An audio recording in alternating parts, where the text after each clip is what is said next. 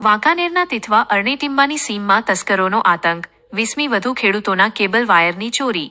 છેલ્લા એક જ મહિનામાં ચોરીની ત્રીજી ઘટનાથી ખેડૂતો ત્રાહિમામ.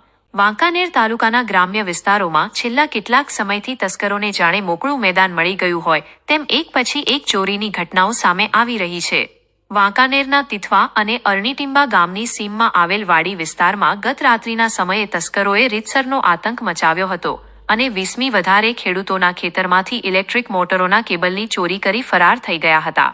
આ વિસ્તારમાં છેલ્લા એક જ મહિનામાં કેબલ ચોરીની આ ત્રીજી ઘટના બની છે.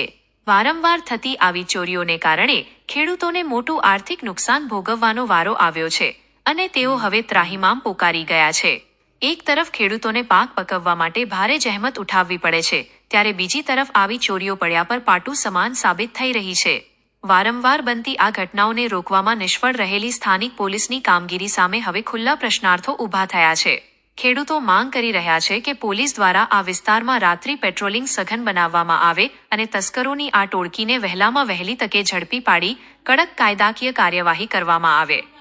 આજે તારીખ 19/5/2026 ગઈ રાત્રે એટલે કે તારીખ 18/5/2026 ને રાતે તિથવા વિસ્તારની અંદર હમકારા વિસ્તારમાં અને બંધાર વિસ્તારમાં જુદા જુદા આશરે 15 થી 20 ખેડૂતોના છે એ કેબલ છે એ ગુંડા તત્વો ચોરી ગયા છે.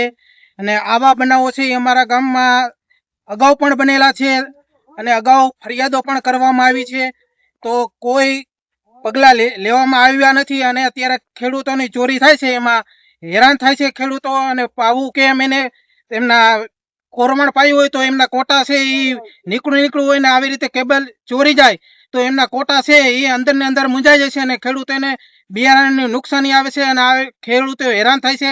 અને અમારી માંગ એ છે કે આવા ગુંડા તત્વોને છે એ પોલીસ છે એ પેટ્રોલિંગ ગામમાં વધારે અને ટૂંક સમયમાં આને પકડી અને કડકમાં કડક સજા કરવામાં આવે. અને જો કાંઈ કાર્યવાહી નહીં કરવામાં આવે તો અમે ઉચ્ચ કક્ષાએ રજૂઆત કરીશું.